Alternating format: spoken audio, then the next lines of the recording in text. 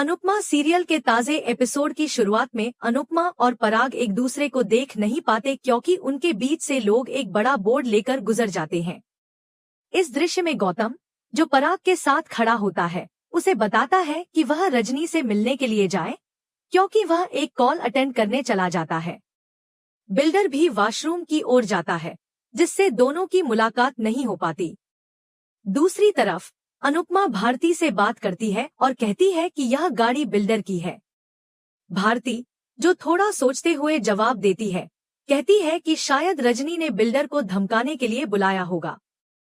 अनुपमा सहमत होते हुए कहती है कि हमें डरने की कोई जरूरत नहीं है क्योंकि रजनी हमारे साथ है।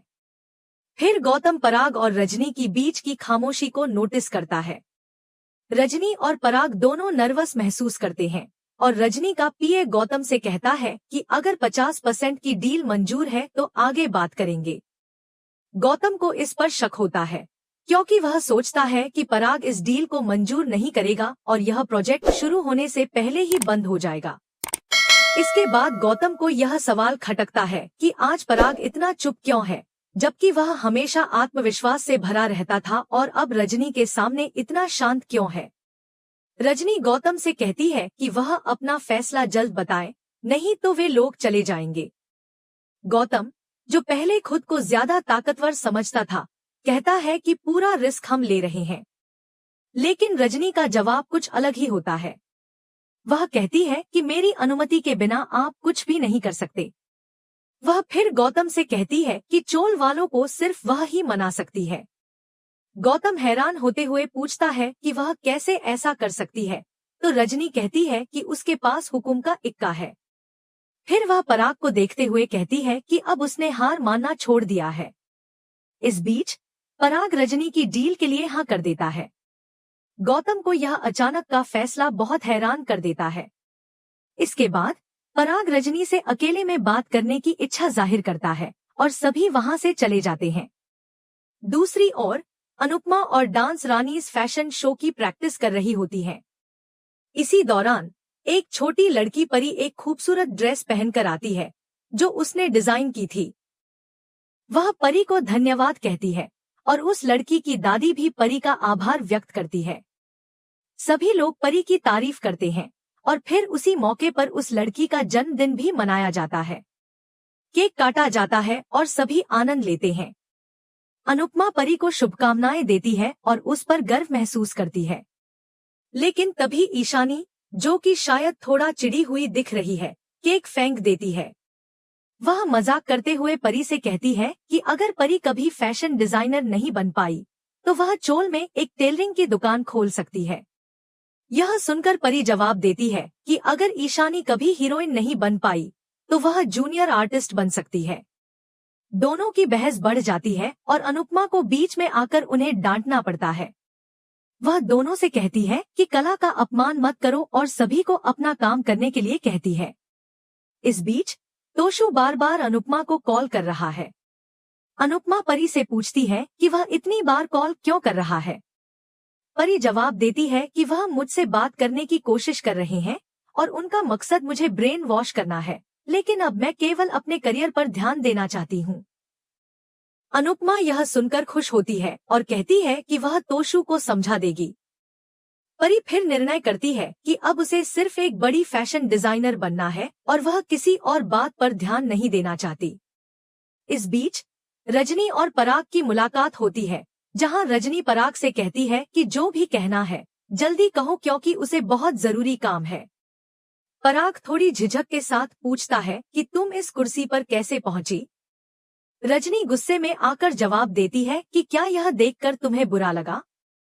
वह फिर कहती है कि तुम मर्दों को लगता है कि अगर औरत को छोड़ दिया जाए तो वह टूटकर बिखर जाएगी, लेकिन जब वह अपने दम पर सफल हो जाती है तो तुम्हें वह बहुत चुभता है। रजनी के शब्दों में तीव्रता होती है और यह संकेत मिलता है कि रजनी ने अपनी पहचान बनाई है और अब वह किसी से कम नहीं है। यह सारे घटनाक्रम एक के बाद एक होते जाते हैं और अनुपमा की जिंदगी में आने वाली चुनौतियां और मौके उसे हर कदम पर खुद को साबित करने के लिए प्रेरित करते हैं। रजनी, जो पहले एक कमजोर और दबाव में दिखती थी, अब अपने फैसलों और कदमों से एक मजबूत और आत्मनिर्भर महिला के रूप में उभर कर सामने आती है। इस दौरान अनुपमा भी खुद को अपने काम, अपने परिवार और अपने दोस्तों के बीच संतुलित रखने की कोशिश करती है। रजनी पराग को देखते हुए कहती है, मैं तुम्हारे बिना मरी नहीं हूँ। मैंने खुद को संभाला और यहाँ तक पहुँची हूँ। वह थोड़ी तीव्रता से आगे कहती है, अगर दुनिया में पराग कोठारी जैसे लोग होते हैं तो रघुवीर देसाई जैसे लोग भी होते हैं जो औरत की ताकत बनते हैं। पराग, जो थोड़ी देर के लिए चुप था, कहता है, मैं अपनी गलती मानता हूँ, लेकिन मैं मजबूर था। रजनी इस पर गुस्से में कहती है, पराग कोठारी कभी मजबूर नहीं हो सकता। तुमने यूएस जाने के बाद पलटकर देखा तक नहीं। तुमने मेरे बारे में कभी नहीं सोचा, लेकिन मैं तुम्हारे बिना जी रही हूँ। पराग कहता है, मैंने तुमसे संपर्क करने की कोशिश की थी, लेकिन तुमने पता बदल लिया था। वह माफी मांगता है, लेकिन रजनी का गुस्सा अभी भी खत्म नहीं होता। तभी गौतम आता है और पराग को बुलाता है, जिसके बाद पराग वहां से चला जाता है। रजनी टूट जाती है और रोने लग जाती है। वहीं दूसरी तरफ अनुपमा तोशु को डांटती है और कहती है, तुम परी को भड़काओगे, इसलिए मैं परी को फोन नहीं दूंगी। तोशु कहता है, वकील मुझे फोन कर रहे हैं। अनुपमा गुस्से में कहती है, वकील से ज्यादा तो तुम्हें जल्दी हो रही है। अपनी जिंदगी का फैसला राजा और परी को खुद करने दो, तुम बीच में मत पड़ो। तोशु कहता है, परी मेरी भी बेटी है, आप मेरी बात कराओ। अनुपमा उसे साफ मना कर देती है और फोन काट देती है। अनुपमा का गुस्सा बढ़ जाता है, लेकिन तोशु फिर भी अपनी जिद पर अड़ा रहता है। इसी बीच अंश सबको बताता है कि उसने अपने दोस्त की दुकान पर प्रोडक्ट भेजे थे और वहां पर सारे प्रोडक्ट तुरंत बिक गए। सभी खुश हो जाते हैं और अंश कहता है, मैंने और प्रोडक्ट भेजने के लिए कहा है। लीला, जो थोड़ी परेशान सी दिख रही होती है, अतीत की कुछ बातें याद करती है। अंश लीला से पूछता है, क्या आप खुश नहीं हो? तभी पाखी कहती है, खुश ना हो तो ही अच्छा है। पिछली बार पुलिस स्टेशन जाना पड़ा था, शायद इस बार जेल जाना पड़े। तोशु भी सहमत होता है। बाबूजी उसे डांटते हैं और कहते हैं, चुप रहो। तोशु जवाब देता है, लोगों को फिर से स्किन प्रॉब्लम हो सकती है। किंजल, जो थोड़ी शांत रहती है, कहती है, हमारे प्रोडक्ट में कोई केमिकल नहीं है, तो ऐसा कुछ नहीं होगा। लीला घबरा जाती है और कहती है, मुझे फिर से जेल नहीं जाना है। अंश और किंजल लीला को समझाते हैं, इस बार ऐसा कुछ नहीं होगा, क्योंकि हमारे साथ अनुपमा का गुड लक है। लेकिन लीला की बेचैनी कम नहीं होती है। दूसरी तरफ राही प्रेम से पूछती है, हम एयरपोर्ट क्यों आए हैं? क्या कोई आ रहा है? प्रेम, जो सामान निकालता है, कहता है, हम जा रहे हैं और यह सरप्राइज है। राही थोड़ी हैरान होती है, लेकिन फिर भी खुश दिखती है।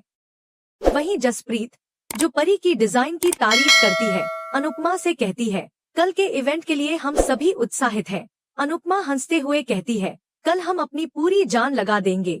सरिता, जो थोड़ी घबराई हुई लगती है, कहती है, अगर मैं कल स्टेज पर गिर गई तो क्या होगा? परी, जो हमेशा दूसरों को उत्साहित करने वाली रहती है, कहती है, चिंता मत करो, सब अच्छा ही होगा। इस पर ईशानी कहती है, सिर्फ सोचने से कुछ नहीं होगा। इस शो के फ्लॉप होने के चांस ज्यादा है। अनुपमा उसे रोकने की कोशिश करती है, लेकिन ईशानी कहती है, यह कॉस्ट्यूम और आप लोग स्टेज पर जाने के लायक नहीं हो। अगर सबको पता चला कि यह शो मैं कोरियोग्राफ कर रही हूँ, तो मुझे कोई काम नहीं देगा। जसप्रीत, जो हमेशा थोड़ा उत्साहित रहती है, कहती है, तुम हमेशा नेगेटिव ही सोचती हो। अनुपमा फिर उन्हें समझाती है, हमें आत्मविश्वास रखना है और कल जाते हुए हम मंदिर होते हुए जाएंगे। लेकिन तभी वहां पर दो लोग चादर ओढ़े हुए आते हैं और गुंडे बनकर उनका रास्ता रोकते हैं। वे धमकाते हुए कहते हैं, हाथ ऊपर करो, तुम घेर लिए गए हो। अनुपमा कहती है, हमारे पास पैसे नहीं हैं। और गुंडे, जो नकली बंदूकें चला रहे होते हैं, गुस्से में कहते हैं, तुम लोग पैसे नहीं देते। इस पूरे घबराहट के बीच सरिता गिर जाती है और कहती है, मैं मर रही हूँ। अनुपमा घबराकर देखती है और तभी गुंडे हंसने लगते हैं। अचानक पता चलता है कि वे लोग कोई और नहीं बल्कि प्रेम और राही थे, जो मजाक कर रहे थे और पूरे समय प्रैंक चला रहे थे। अनुपमा गुस्से में उनके पीछे भागती है और उन्हें डांटती है। राही, जो हंसते हुए कहती है, आपको भी मजा तो आया था। अनुपमा थोड़ी सी मुस्कुराती है और उन्हें गले लगा लेती है। परी और ईशानी भी वहां आकर प्रेम और राही से मिलती हैं। अनुपमा थोड़ी भावुक हो जाती है तो प्रेम उसे रोकते हैं। राही फिर अनुपमा से कहती है, प्रेम मुझे एयरपोर्ट लेकर गया और यहाँ लाकर मुझे सरप्राइज दे दिया। सभी खुश होते हैं और भारती तथा जसप्रीत कहती है, अच्छा हुआ तुम दोनों आ गए, अब इवेंट में मजा आएगा। प्रेम फिर कहता है, मैं इवेंट में नहीं आ पाऊंगा, मुझे जरूरी काम है, और फिर वह वहां से चला जाता है। राही उत्साहित होते हुए पूछती है, अब मुझे क्या करना है? तभी इवेंट का ऑर्गेनाइजर आता है और बताता है कि जिस ऑडिटोरियम में इवेंट होना था वहां शॉर्ट सर्किट हो गया है, इसलिए इवेंट कैंसिल करना पड़ेगा। यह सुनकर अनुपमा को गहरा झटका लगता है और सभी को भी एक बड़ा धक्का लगता है। परी, जो पहले ही परेशान थी, गुस्से में कहती है, मेरी किस्मत ही फूटी हुई है। ईशानी भी इस बात से सहमत होती है और कहती है, हम लोग अब क्या करेंगे? लेकिन राही उम्मीद नहीं छोड़ती और कहती है, क्या हम जगह बदल नहीं सकते? ऑर्गेनाइजर कहता है, लास्ट मिनट पर हम कुछ नहीं कर सकते। परी और ईशानी गुस्से में आकर कहती हैं, अब क्या होगा? जसप्रीत, जो हर परिस्थिति में थोड़ी हल्की फुल्की बातें करती है, कहती है, अनुपमा के खानदान में कोई नॉर्मल नहीं रह सकता, सब हर बात पर ओवर रिएक्ट करते हैं। परी खुद को दोष देती है और दुखी हो जाती है, लेकिन तभी अनुपमा कहती है, इवेंट जरूर होगा। सभी चौंक जाते हैं और एपिसोड का समापन होता है। अगले एपिसोड में देखने को मिलेगा कि अनुपमा चोल में फैशन शो करने का फैसला करती है और सभी को उत्साहित करती है। राही भी उनके साथ शामिल होती है। इधर रजनी गुस्से में अनुपमा और राही की तस्वीर को तोड़ देती है।